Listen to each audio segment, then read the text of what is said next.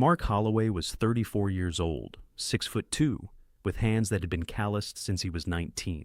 He'd worked the night shift at Brennan Auto Components outside Lorain, Ohio, for 15 years straight.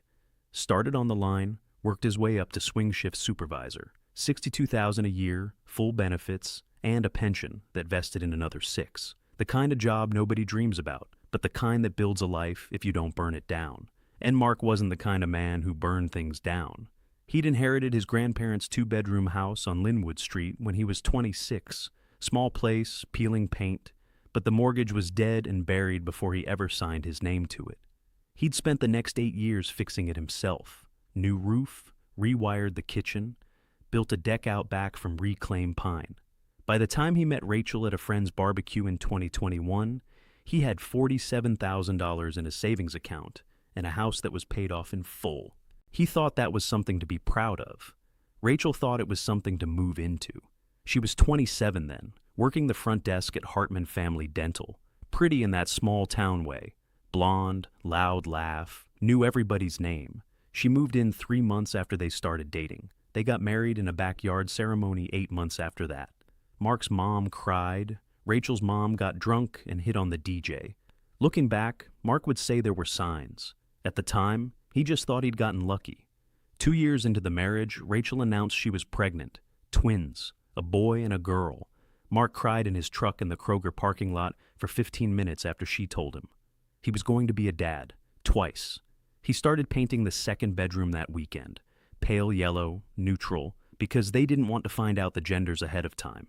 He bought 2 of everything, 2 cribs, 2 car seats, 2 of those little stuffed elephants that played a lullaby when you squeezed their feet. The babies were born in March, Carter and Hazel, 7 pounds 2 ounces and 6 pounds 11. Mark held them both at once in the hospital room and felt something in his chest crack open in a way he couldn't describe. That was the last good week. By the time they brought the twins home, Rachel wasn't getting out of bed. She cried when they cried. She said she couldn't feel anything when she held them. She said the smell of formula made her sick. The pediatrician used the words postpartum depression on day 6. The therapist Rachel found on day 12 agreed. $180 a session, twice a week. Cash only. She doesn't take insurance, but she's the best in the area, Mark. I need this. Mark said, okay. He filed for FMLA the next morning, 12 weeks unpaid, then 8 more on top of that, burning through every vacation day he'd accumulated since 2019. He learned to swaddle. He learned to warm a bottle to exactly 98 degrees. He learned that 2 newborns on opposite sleep schedules meant 90-minute increments, around the clock, for 4 straight months. Rachel stayed in the bedroom mostly. She cried when he asked her to hold them. She apologized constantly. I'm so sorry, Mark. I don't know what's wrong with me. You're being so good about this. He told her it was okay. He told her she'd get through it. He believed every word he said. He lost 14 pounds. His mother started bringing casseroles on Sundays and not saying anything when she saw the circles under his eyes. By the twins' first birthday, Mark had drained almost half of his savings account. Therapy bills. A cleaning service because he couldn't keep up. Formula because Rachel couldn't nurse. Diapers. The water heater that died in November. The transmission on the Silverado in January. But Rachel, somewhere around month 10, started getting better. She got out of bed. She put on makeup. She started laughing at things on her phone. Around month 11, she announced she'd found a support group, Mothers in Transition, that met Saturday mornings at a community center 2 towns over. Mark almost wept with relief. By month 12, the support group had turned into a Saturday night thing.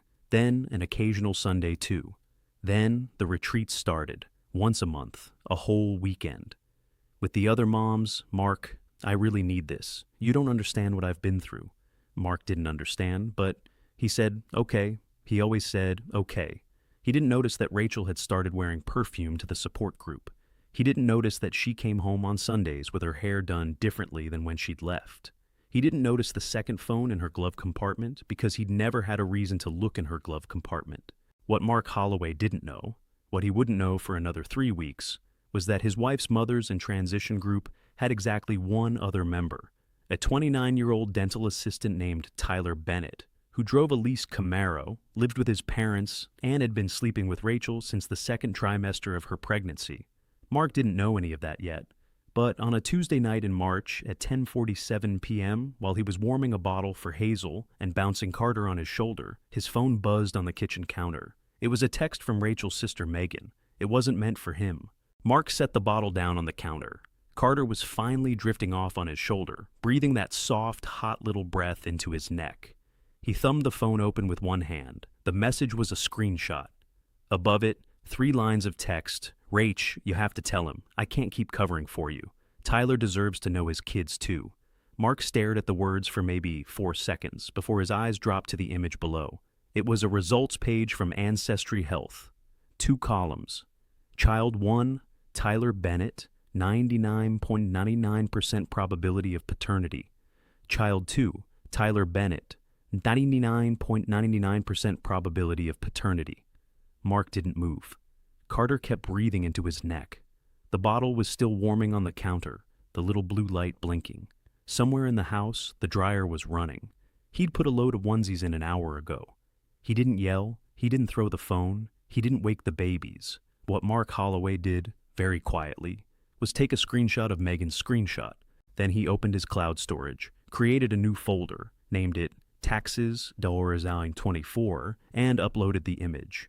Then he deleted Megan's text from his phone, and from the deleted folder, so it would look, when Rachel inevitably checked his phone, like nothing had ever come through.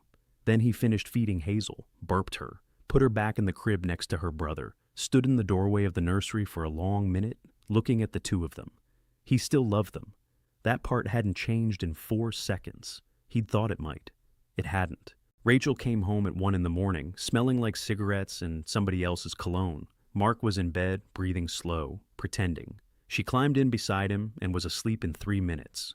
Mark didn't sleep at all that night. He didn't cry either. He just lay there in the dark doing math. The house was his, bought from his mother for $1 in 2019, 2 years before the wedding. Ohio was an equitable distribution state, not community property. Premarital assets stayed premarital as long as you hadn't commingled them. The savings account was in his name only. He'd never added Rachel as a signatory because she'd never asked. The trust from his grandfather on his mother's side, $230,000, payable on his 35th birthday, was 8 months out. Irrevocable trust, beneficiary designation locked, untouchable in any divorce proceeding in the state of Ohio. His grandfather had been a paranoid bastard about lawyers. Mark had thought until tonight that paranoia was a character flaw. By 4 a.m., he had a list in his head. By 6 a.m., when his alarm went off for the morning bottle, he had a plan. The first thing he did on his lunch break that Friday was call a divorce attorney named Linda Castellanos. He'd gotten her name from a guy at the plant who'd been through it twice. Linda was 61 years old, 5'0", and built her practice on a single principle. The loudest divorce is the one you lose. She quoted him a retainer over the phone. He paid it that afternoon in cash from a credit union account Rachel didn't know existed. An account he'd opened the year his grandfather died, because his grandfather had told him, every man needs one account his wife can't see, and pray to God you never need it. Mark had thought that was paranoia too. The second thing he did was buy a DNA test, not the cheap drugstore kind, a court-admissible chain of custody kit from a forensic lab in Cleveland. $340, results in 28 days, lawyer-grade documentation. He swabbed Carter and Hazel during their bath on Sunday night, while Rachel was at yoga. He sealed the swabs himself, signed the chain of custody forms himself, dropped the package at the FedEx counter Monday morning before his shift. Then he went home and made Rachel her favorite dinner, chicken parmesan, the way she liked it, with extra mozzarella. She kissed him on the cheek and told him he was the best husband in the world. He smiled and said he was just glad she was feeling better. The next morning, she asked if she could go on a Wednesday night thing too. Just dinner with the girls, baby. I won't be late. And he said, of course. He even offered to give her gas money. For the next 4 weeks, Mark Holloway became the best husband Rachel had ever had. He brought her flowers on Wednesday. He drew her a bath on Friday. He told her he was proud of how far she'd come. He held her at night and let her fall asleep on his chest and stared at the ceiling for hours after she did. He played with the twins on the living room floor and let Rachel film it for her Instagram, and didn't react when the caption said, "Blessed beyond words to have this family," with a heart emoji. Rachel told her sister Megan on a phone call she didn't know Mark could hear from the hallway that things had never been better. "I think we're gonna make it," she said. "I really do." Megan was quiet for a long time on the other end of the line. The lab results came back on a Thursday afternoon. Mark picked them up from a P.O. box he'd rented at a UPS store across town.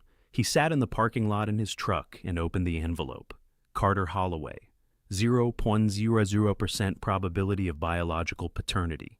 Hazel Holloway. 0% probability of biological paternity. Alleged father, Mark Holloway. Excluded. He folded the papers in half, put them in the manila folder Linda Castellanos had given him at their last meeting, the one that already contained the divorce petition, the deed to the house, the trust documents, the bank statements, the screenshot from Megan's text, and a printed timeline of every Saturday Rachel had spent at her support group, cross-referenced with Tyler Bennett's location data, which Linda's investigator had pulled from publicly available social media check-ins. Mark drove home, made the twins dinner, bathed them, read them. Goodnight moon twice because Hazel always asked for it twice. Kissed them both on the forehead, the same as every night. Then he walked into the kitchen, where Rachel was on her laptop, planning the twins' first birthday party. "Hey, babe," she said without looking up. "I was thinking, should we invite Tyler from work? He's been so sweet about everything." Mark smiled. "Yeah," he said. "Definitely invite Tyler." The party was on a Saturday in March, exactly 1 year after Carter and Hazel were born. Rachel had gone all out. Pastel balloons. A 2-tier cake from the bakery on Main. 20-some people crammed into the living room. Her parents, Megan and her husband, 3 girls from the dental office, a couple of neighbors, and Tyler Bennett, in a button-down shirt he'd clearly bought that morning, holding a gift bag and laughing too loud at everyone's jokes. Mark moved through the room like a host, refilled drinks, took coats, shook Tyler's hand at the door, and told him he was glad he could make it. Tyler said, "Thanks, man. Rachel talks about you all the time." Mark said he bet she did. Megan caught Mark's eye from across the room and held it for half a second too long. Mark gave her a small nod. Her face went the color of the napkins. They sang happy birthday at 4 o'clock. Rachel held Hazel. Mark held Carter. Somebody filmed it on a phone. The cake had 2 little fondant elephants on top, one pink and one blue. Rachel had remembered the lullaby elephants. Mark hadn't known she'd noticed. After the cake was cut, Mark tapped his glass with a fork. "Hey, can I have everyone's attention for a second?" The room quieted. Rachel beamed at him. Her mother put a hand over her heart. "I want to thank you all for coming today," Mark said. His voice was steady. "It's been a hell of a year for our family, and I wouldn't have made it through without the people in this room." A few people awed. Rachel's eyes filled up. "So I got Rachel a little something to mark the occasion." He picked up the manila folder from the side table behind him, walked it across the room, handed it to her with both hands. Rachel laughed, confused, charmed. "Babe, what is this paperwork? You're so weird." "Open it." She opened it. The first page was the lab report. Mark watched her eyes move down to the bolded line. Alleged father, excluded. She made a small sound, the kind a person makes when they miss a step on the stairs. "Keep going," Mark said quietly. Page 2 was the divorce petition, already filed.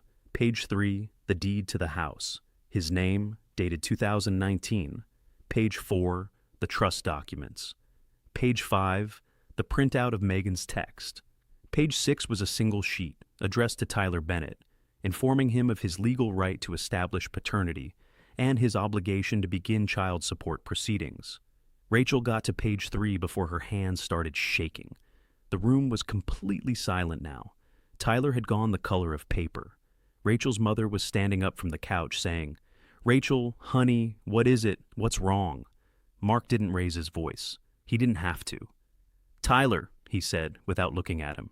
"Congratulations. They're yours." He picked up his keys from the bowl by the door, walked out without his coat, got in the Silverado, drove to his mother's house, where the new cribs were already set up in the spare room because Linda Castellanos had filed for emergency temporary custody on Thursday afternoon, and Mark had moved the twins' things over Friday morning while Rachel was at work. He carried Carter and Hazel inside one at a time. His mother had made up the beds with the same pale yellow sheets from the nursery on Linwood Street. Mark sat on the floor between the two cribs that night, listening to them breathe. His phone buzzed 47 times. He didn't look at it. A man can lose a wife in 4 seconds, but a house, a name, a savings account, 2 kids he chose to keep loving anyway, those take 12 years to build. And Rachel had never once asked him how he'd built any of it. That was her mistake. She thought she'd married a quiet man. She'd married a patient one. Rachel thought she'd married a quiet man. She married a patient one. And patient men don't forget. If that line hit you, comment patient below. 1 word. That's all I'm asking. Then do me one more thing. Hit subscribe. We're chasing 1,000 this month and we're not far off. You clicking that button is the difference between this channel growing or dying. No middle ground. Smash like. If you want the algorithm to bring this story to the next person who needs to hear it. Next story drops soon. Don't miss it.